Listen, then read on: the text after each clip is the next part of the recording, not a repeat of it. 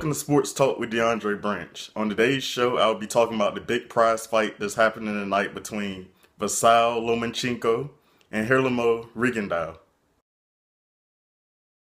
This fight is for the WBO lightweight championship. The 29-year-old Ukrainian Lomachenko comes into the fight 9-1 with 7 knockouts. The Southpaw has an 8-fight winning streak. He's 5'6" and has a 65.5-inch arm reach. The 37-year-old Cuban Rigondeaux comes into the fight 17-0 with 1 no contest. He's on a 17-fight winning streak. He's 5'4" and has a 68-inch arm reach. You don't usually see fighters that are shorter having arm reaches that's almost 3 inches than a taller fighter. Both fighters had crazy amateur records. Lomachenko was 396-1, and Rigondeaux fought nearly 475 fights and only had 12 losses. Rigondeaux is ranked as the world's best active super bantamweight by the ring, and he's ranked as the 4th best pound-for-pound fighter by the ring. Lomachenko is ranked as the world's best super featherweight by the ring, and he's ranked as the 2nd best pound-for-pound fighter by ESPN.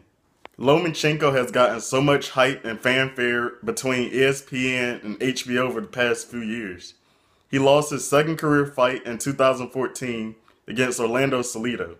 That was a fight he shouldn't have taken that early in his career, but he's learned from it and he's gotten better since that fight. He beat Gary Russell Jr. in his 3rd career pro fight, and that earned him the WBO featherweight title because Salido forfeited when he fought him because he didn't make weight in that fight. He's currently the WBO super featherweight title holder, and he's held that title since 2016. It got to the point that none of the top featherweights wanted to fight him, so he moved up in weight to 130. But at super featherweight, it's been the same story. He knocked Rocky Martinez out in 5 rounds. He got a TKO on Nicholas Walters in 7 rounds. He got a TKO on Jason Sosa in 9 rounds. And he got a TKO on Miguel Mariaga in 7 rounds. Rigondeaux had a hard way of living in Cuba, and that caused him not be able to fight for a while until he defected into the USA. In the ring, he hasn't gotten the respect that he deserves, despite beating one of the best bantamweights ever, Nonito Donaire, and he beat him worse than convincingly, and he still hasn't gotten the respect that he deserves to this day, and that was in 2013. When Rigondeaux beat Donaire, it hurt his career more than helping it because boxing promoters and HBO executives that wasn't intrigued with his fighting style, and that led him to not get the TV fights and the better pro fights that he deserved.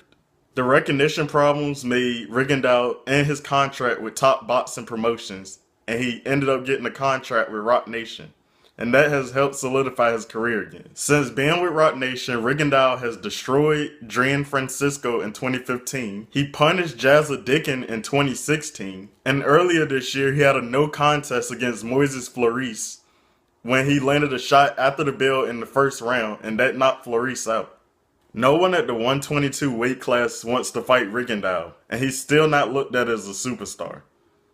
It didn't even look like this fight was going to even take place, but at the last minute, negotiations panned out the right way. Rigondeaux wouldn't want to do more than just beat one of the boxing's golden boys, and he has a good shot at doing that right here tonight.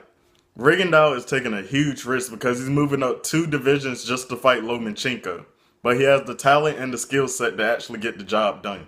Lomachenko comes into the fight as the favorite because he's the younger fighter and he's looked at as the more dynamic fighter, and he's naturally bigger.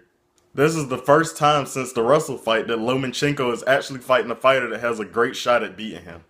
This is also the first time that 2 boxers that have 2 gold medals are fighting each other. At the weigh-in, Rigondeaux weighed in at 128.4 pounds. And Lomachenko weighed in at 129 pounds. The undercard for the fight has a lot of young talent that will be good in boxing for years to come. And a lot of Olympians that actually was in the last Olympics that happened in Rio. Christopher Diaz is fighting Bryant Cruz. Brian Jennings is fighting Don Hainsworth. Michael Conlan is fighting Luis Fernando Molina. And Shakur Stevenson is fighting Oscar Mendoza. Former Olympic silver medalist in Rio, Shakur Stevenson, is one of boxing's most promising young stars. That has came with a lot of pressure on him. Despite being 3-0, his first 3 career fights have been up and down in how his level of play has been. Tune in on ESPN tonight at 9 p.m. to watch this prize fight. This concludes my show for today. I really hope y'all enjoyed it. Make sure to leave some likes and some comments down below to let me know what y'all thought of the video. If you're a new viewer, make sure you hit that subscribe button and hit the bell beside it so you get my newest content soon as I drop it. Be out.